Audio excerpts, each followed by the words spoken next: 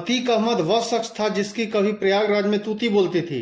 बीते सप्ताह पुलिस की कस्टडी में ही उसकी और उसके भाई अशरफ की गोली मारकर हत्या कर दी गई। रिपोर्ट्स के मुताबिक अतीक अहमद इलाहाबाद दक्षिण विधानसभा सीट के अंतर्गत आने वाले करेली इलाके की पूरी डेमोग्राफी ही बदल देना चाहता था। Uttar Pradesh special task force के एक अधिकारी ने बताया कि वह इस इलाके में अल्पसंख्यकों को बसाना चाहता था और बाकी धर्मों के लोगों को बाहर का रास्ता दिखाना चाहता था। उन्होंने बताया कि मुसलमानों के लिए यहाँ पर कई इमारतें बनाई जा रही थी। उत्तर प्रदेश एसटीएफ के एडीजी अमिताभ यश ने कहा कि माफिया अतीक ने करेली इलाके में बड़ी भूमि पर कब्जा कर रखा था और यहाँ मुसलमानों को ही बसाने का प्लान था। अतीक ने अपना दबदबा बढ़ाने के लिए यह करने का प्लान किया था।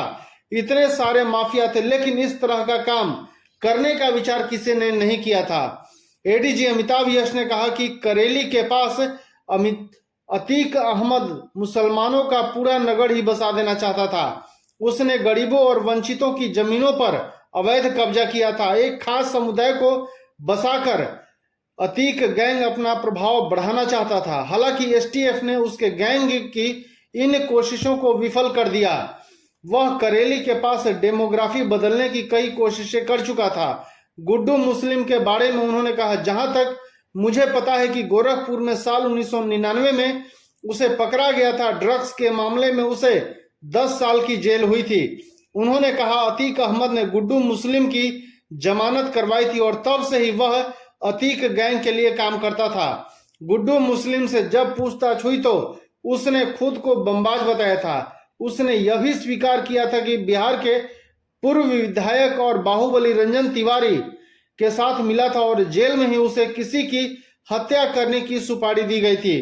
बाद में उसकी बातों के सबूत भी मिले थे। उत्तर प्रदेश एसटीएफ अधिकारी का कहना है कि गुड्डू मुस्लिम पर जितने आरोप हैं उससे कहीं ज्यादा अपराध उसने किए हैं। उसने कहा कि उमेश पाल हत्याकांड के आरोपी साबिर और अरमान भी बड़े अपराधी थे। साबिर शाइस्ता की गाड़ी चलाया करता था, वहीं अरमान बिहार का रहने वाला था।